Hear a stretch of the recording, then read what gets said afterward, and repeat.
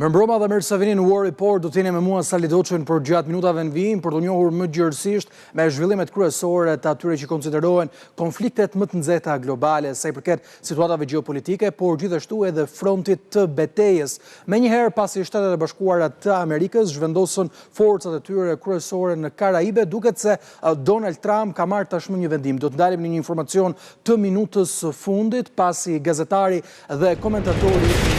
politik Tucker Carlson ka paralajmëruar se në fjalimin që do të mbaj në zyrën ovale, Donald Trump do të paralajmëroj mbrëmjen e sotme se Shtetet e Bashkuara të Amerikës do të shpallin zyrtarisht luftë Venezuelës, një lëvizje politike që vjen nga kreu i shtëpisë bardhë me qëllimin kryesor për të shmangur vëmendjen nga afati i fundit, i cili është dita e premte për publikimin e të gjithë materialeve dhe dosjes së Epstein, sipas të gjitha dakordsive të arritura deri më tani në Senat nga të dyja palët për publikimin e këtyre dokumentave me kreun e shtëpisë bardhë, i cili do të tentojë të zhvendosë vëmendjen mediatike pikërisht nga kjo çështje kaq e rëndësishme. Ndërkohë ka pasur statuse në rrjetet sociale sa i përket këtij paralajmërimi të bërë nga Tucker Carlson, i cili ka përmendur një zyrtar republikan të Kongresit si burimin e tij të informacionit mbi fjalimin që do të mbahet nga Donald Trump vetëm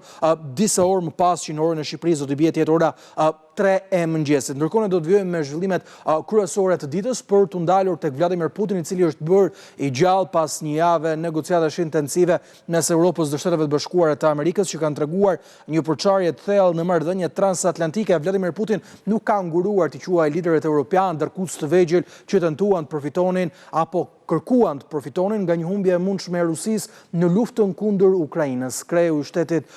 rus ka deklaruar se qoftë me mjetet diplomatike apo qoftë me forcë ushtarake, Rusia nuk do të ndalet në marrjen e territoreve ku ka nisur pushtimin e saj. Putin e konsideroi operacionin special ushtarak të suksesshëm në Ukrainë. Ndërkohë në Europë njerëzit po indoktrinohen me një frikë për një përplasje të pashmangshme me Rusinë. Ata thonë se duhet përgatiten për një luftë të madhe. Putin është ndalur kështu me këtë fjalim edhe tek apo paralajmërimi europian që është bërë për një luftë drejt për drejt me Moskën. Figura të ndryshme që supozohen se kanë mbajtur ose mbajnë ende poste përgjegjësie, duket se thjesht kanë harruar përgjegjësitë e tyre. Ata udhëheqin nga interesa dhe politika afatshkurtra personale apo interesa grupi, të cilat nuk janë interesat e popullit të tyre dhe porisin gjithnjë më shumë nivelin e histerisë. Sa kam deklaruar vazhdimisht, kjo është një gënjeshtër, një budallallëk i pastër për një kërcënim imagjinar rus ndaj vendeve europiane. Ndërkohë ai është ndalur tek administrata më parshme e Joe Biden, duke thënë se Shtetet e Bashkuara të Amerikës dhe ata dërkuc të vegjël europian kërkuan që të rënonin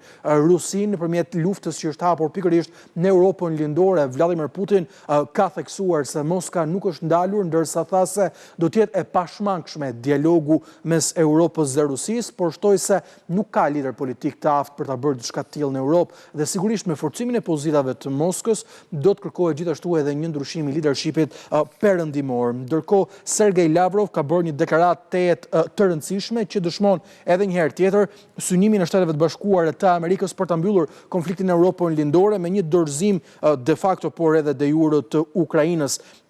Ai ka deklaruar se Shtetet e Bashkuara të Amerikës e kanë premtuar Rusisë se Ukraina do të heqdorë nga territori i saj si pjesë e një marrëveshje paqe, një konfirmimi drejt për drejt i negociatave apo dakordësisë që është rritur mes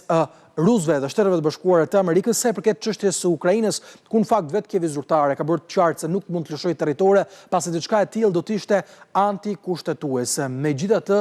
kërkesat e Donald Trump kanë qenë maksimaliste sa i përket mbrojtjes së Moskës në këtë proces negociatash, duke argumentuar se është Rusia ajo që përfiton në frontin e betejës, se duhet të ketë të gjitha të drejtat për të marrë maksimumin për shkak të frontit. Ndërkohë Bloomberg ka raportuar se Shtetet e Bashkuara të Amerikës po përgatiten sërish për skenarin më të keq, një skenar ku Rusia nuk do të pranonte paqe. Për këtë arsye, Shtetet e Bashkuara të Amerikës do të mendonin vendosjen e më shumë sanksioneve ndaj energjisë dhe sektorit të energjisë së Rusisë. Sipas raportimit të bërë nga Bloomberg, bëhet fjalë për synimin e flotës në hije të cisternave të naftës që Rusia po përdor për transportuar pikërisht hidrokarburet e saj dhe gjithashtu të synojnë nëpërmjet sanksioneve dhe tregtarët që lehtësojnë pikërisht këto transaksione. Ndërkohë Bashkimi Evropian vjen të mbetet i përçarë sa i përket një kredie që të duhet jepet në mënyrë që Ukraina të mos falimentojë. Fondi Monetar Ndërkombëtar vlerëson se Ukraina apo kievi zyrtar do të ketë nevojë për një total prej 137 miliardë eurosh në vitet 2026 dhe 2027. Video që po shihni në këto momente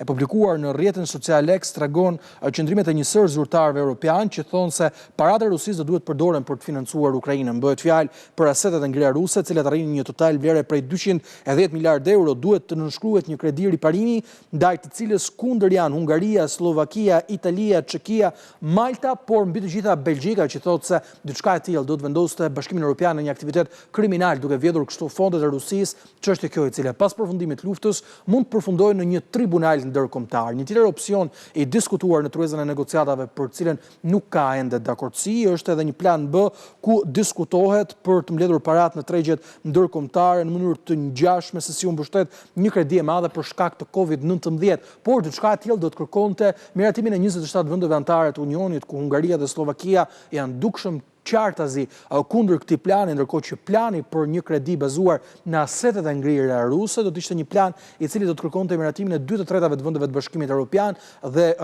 kryesorët si Franca, Gjermania apo qoftë edhe vendet të tjera kanë qenë dakord për këtë plan, duke insistuar se Rusia duhet paguajë sigurisht për dëmin që i ka shkaktuar Ukrainës. Ndërkohë në frontin e betejës kanë vijuar sulmet e vazhdueshme. Zaporizhia është përballur sot me një nga sulmet më të rënda ku Rusia ka përdorur bomba rrëshqitëse duke goditur objekte banimit. 4 prej tyre janë goditur sigurisht nga këto bomba. 26 persona kanë mbetur të plagosur brenda gjysmore, 4 bomba ajrore të drejtuara janë lëshuar në këtë qytet. 2 nga bombat goditën në ndërtesa apartamentesh, duke shkatruar 130 hyrje apo apartamente, ndërsa bomba e tretë ka goditur infrastrukturën ku dëmtuan objekte prodhimi. Bomba e katërt ka shpërthyer pranë një shkolle të mesme, nxënësit nuk u lënduan, por një grua mbeti e plagosur. Ishte ky një briefing i qartë i gjithçkaje që po ndodh pikërisht në frontin e betejës, por sigurisht edhe me lajmet kryesore të ditës, ndërkohë që do të ndalemi për diskutuar mbrëmjen e sotme në program, premtimin amerikan për të falur tokën Ukrainës e Rusisë, sipas asaj që thot Lavrov, deklaratën e Vladimir Putin, por mbi gjitha edhe pa dakordsitë e Europës, menjëherë vetëm pas sigles.